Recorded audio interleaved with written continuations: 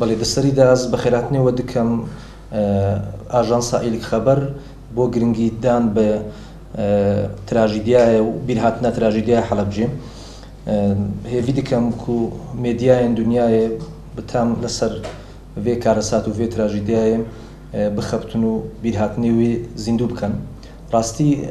bajêrê Helebce yek ji bajêrên herî kevnên Kurdan e bi taybet li serdemên destelata Osmaniyan de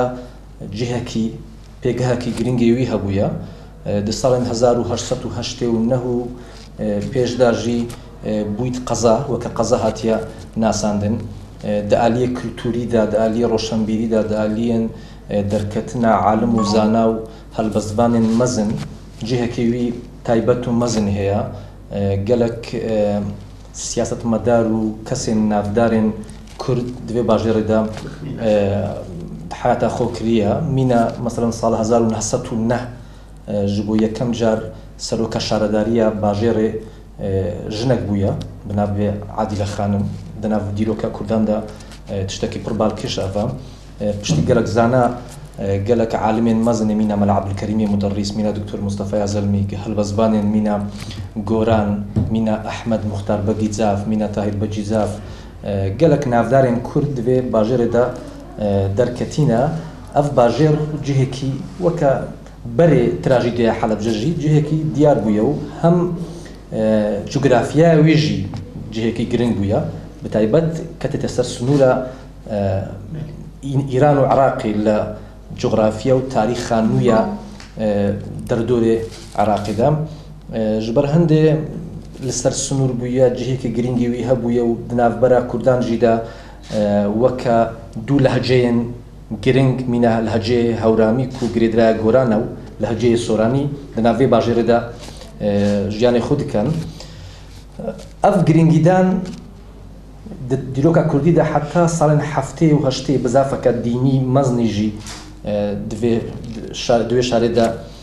gengeşekê mezin hebûye û yanî berevaniyeke mezin hebûye di bajêrê Helebce de li ser hemû sîstem û rejîmên Iraqê weke xweserekî xwe hesbandiye dijberî kiriye. Yanî ji bo her bizafekî Helebce cihekî giring bûye, ji bo her sîstemeka hukmraniyê Kurd dengê wî hebûye, rengê wî hebûye, xudanê axaftineke taybetê wî hebûye. Ji ber hindê di nav qezayan yan di nav bajêrên Kurdan de cihekê diyar û balkêşê wî hebûye. Her wek em dizanîn di salên şêstî sed sala borî de şorşekê mezin çêbû di navbera di nav Kurdan de li hemberê ev kar û ev karên xirab yan ev zulmên mezin ku rejîmên yek ji dû yekê Iraqê li hember Kurdan çê dikir. Ev jî bi nava şorşê Kurdan li salên şêstî de berhemek çêbû di nav wî de ew jî berhema yazdê azar yan otonomî ji bo Kurdistanê. Mixabin ev otonomî tenê çend salekî dewam kir. Piştî wê rejîmê Iraqê yan Hîzba Ba's Partiya Ba's û bi serkirdatiya Saddam Husên jî wextê hat ser hukm gelek asteng çêkirdin ji bo vê pêvajoyê ku di nav Kurdan de hebû. Şerekê mezin hat çêkirdin û piştî di salên heştê de bi taybetî di navbera şera Îran û Iraqê de pirzgiriyeke mezin çêbûn û beşek ji Kurdistanê aliya Iraqê kete nav vê şerê û Kurdistana Îranê jî kete nav vê şerî. Saddam û rejîma partiyê Ba's êrişekê mezin kir. Ew êriş jî bi navê êrişî Enfal berê trajîdiya Helebcê. Li çend cihêkan bombarana kîmyayî weşand li ser bajêrên Kurdan de mîna meselan salê 87 salek berê trajîdiya Helebcê di gundên Şêxwesan û Balisan li derdora qezaya Şeqlawî girêdiraya Hewlêrê kîmyayî weşand ew bombarana kîmyayî kir. Gelek bi deha kes wefat kirin tanha jî birîndarê wan mayne و ev bera trajîdiyaya Helebcê û êrişên Enfalê bi qonak dest pêkirin. Destpêka salên heştê heta salên heştê û heşt bi çend qonaqî dest pêkirin û di nav wê de 180,000 Kurdê berî yanî Kurdê sivîl jin û zar zêdetir bin ax kirin bi zîndiyetî. Gelek trajîdiya wesa çêbûn di dawiya ساڵێن داویەن شەڕێ ناوبەرە عێراق و ئیرانێدا هێزێن پێشمەرگە و بەتایبەتی کورد بگشتی و دیگەر ئیرانیان باژارە حەلەبجە ڕزگارکردن لە بندەستێ ڕێژەمە عێراق و سەدام حوسێنی ئەو ڕق و حەقارەتێک و سەدام لەسەر باژارە حەلەبجە هەبوو نوو بوو یعنی زێدەتر بوو پشتی ئەو ئازادکردنە باژێرە حەلەبجێ گەلک ئێرشەکەی مەزن کرد لە ڕۆژە 16 ئادارە ساڵە 1970دا سعاتی 11 سەرێ سبێ ئێرشەکە دناڤەرە چەند دەقەکیدا ئەو ئێرشەی کیمیایی دەست پێ کرد زێدەتر ژ 5,000 کەس و 168 وان ژن و زارۆک بوون زێدەتر ژ 10,000 کەس ژی بریندار بوون و هیجرەتکردنە یان مشەخریبوونە کۆچبەربوونە نێزیک 7,000 کەس دنیا vê باژێری و خرابوونە تام باژارێ حەلەبجێ di serdemekî da bû ku Kurd hîç alîkariyekî wan nebûn hîç alemên dunyayê tiştek negotiye li barê Kurdan da em dizanin Helebce çend kîlometrek li Îranê dûr e li ser sinûra Îranê ye cihê herî nêz Îran bûye ev xelek wextê ev êriş hate ser wan nêzîktirîn cihê Îran bûye ber ve Îranê rêkirîne زێدەتر هەنێک حتا نەها ژی وەندا بوون لە ئیرانê di nav xastexaneyên Îranê de gelek zar wenda bûyne û heta niha jî wendana aqîbetê wan neazanin car car di nav çend salên 30 salên borî de car car kesek dête dîtin ew jî heta niha tehlîla DNAyê wî deneyê wî ta niha nehatiye dîtin yanî gelek wan tenê mayne gelek wan di nav malbatên Îranê de hatîne mezinkirin ev zar gelek turbeyê wan û mezarê wan niha li Îranê ne li Îranê ew birîndarên ku man yan ew kesên ku sax bûn zû derbazî bûn hinek çûn bo Ewropayê bo welatiyên din hindêk hatin Tirkiyeyê hindêk hatin welatên din bi rastî Îran rolekê mezin dît di vê salê de ew ê din jî ew ê bi sirrî bi nihênî koçber bûn ji bo bajêrên dinê Kurdistanê heta wan nikare bêjin em xelkê Helebce jî ne tirsê wan hebû carekî din bên enfalkirin yanî li bajêrên Hewlêrê li bajêrên Silêmanî li bajêrên din de eger wesa xuya kiriba got bi em xelkê Helebzeyî ne tirsê wan hebû carekî din jî wan bên enfalkirin û li biyabanên sehrayên Arabistanê yan Basra û jêriya Iraqê de bên bin axkirin nasnameya xwe veş ta çend salekê piştî efwê katidan yanî heta piştî serhildana sala notiyekê piraniyê xelkê Helebzê li Îranê man piştî vekiranowa bajêra Helebcê weke dengvedanîş em bêjîn yanî rejîma Iraqê wan salan heştê têkeliyeka wî mezn û xur digel Ewropayê hebû digel welatên zilhêz hebû em dizanîn bi çeka Almanyayê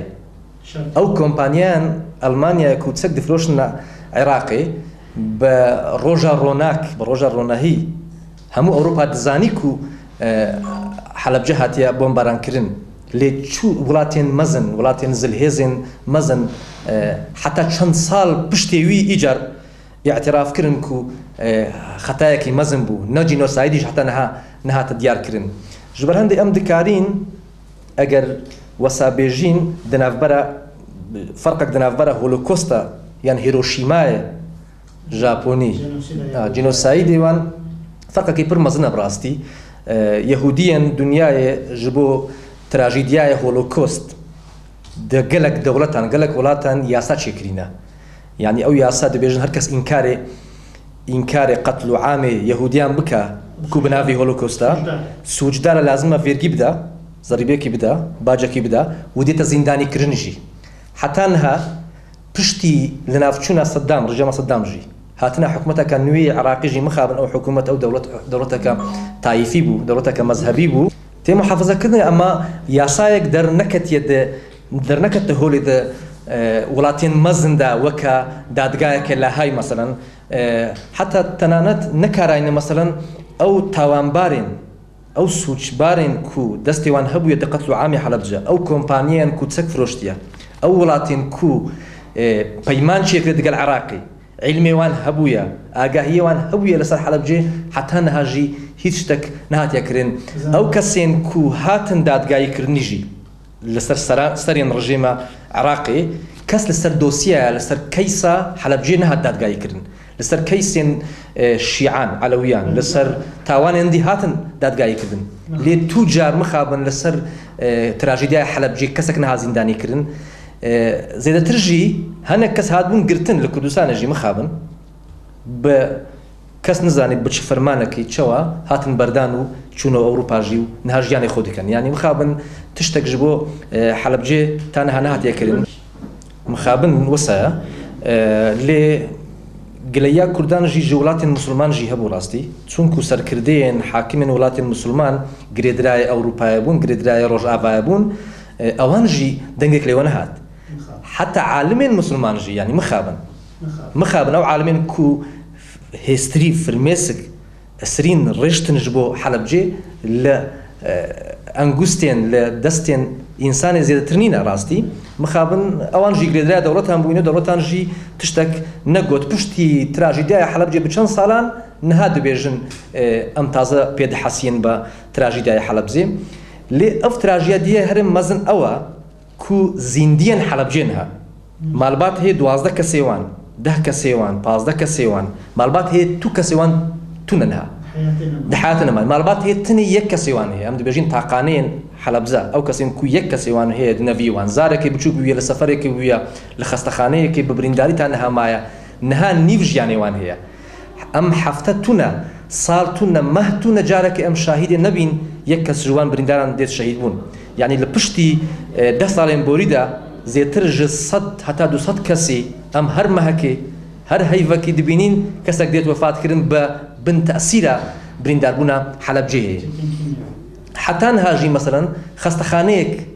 بتایبەت ji بۆ بریندارên حەلەبجێ ناتێ چێکردن ئەو بریندارên ku نەها ئێش و ئازارێوان هەر ڕۆژ ئێش و ئازارە فیراقە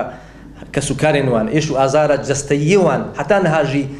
هاوارێوان تنێ ji بۆ خودێک کەسێک ئالیکاریوان تونیە نە ئەوروپا نە وڵاتێن دن نە دەوڵەتێن دن نە حتا حکوومەتە هەرێما کوردستانێژی پڕ کێماسیوی هەندە ji هەمبەر ئەو بریندار و ئەو کەسوکارێن قوربانیان حەلەبجێدا تراژیدیە هەرێ مهم ئەو پاشماوە ئەم دەبێژنیان ئەو کەسێن ku تاقانەن ماینە هەنێک جوان وەندا بووینە یعنی گەلک جوان ڤەگەریان عاقبەتێوان نەدیارە گەلک جوان نەها لە ئیرانێنە مەزن بووینە زمانی کوردی وەندا کرینە دێن لازمە تەحلیل لە پزیشکیە توبیش بۆوان بێتەکردن DNA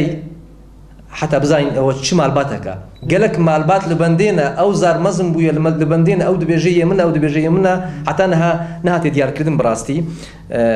ji ber هەندێ تراژیدی پڕ زێدە مەزن بوویە یعنی مە خۆزی دخواست حەلەبجێ بۆ بە سەمبولەکە مەزن ji بۆ هەموو وڵاتێن زالم بڕاستی ئەو وڵاتێن زالم ببە دەرسێک ji بۆوان و ببە سەمبولێک ji بۆ وڵاتێن مەزلوم ji بۆ میلەتێن مەزلوم بڕاستی چونکە ئەم دەزانین پشتی حەلەبجەژی تراژیدیە مەزن تر هەبوون مەسەلەن هیجرەتە ملیۆنیە کوردان ساڵە 91 لێ چ تشت بەقاسی حەلەبجێ نەبوون تراژیدیاکەی مەزن تو بە دەقەیەکی بە 5 دقان دنابەرە چەند دقەی مەزن زێدەتر ji 5000 کەسان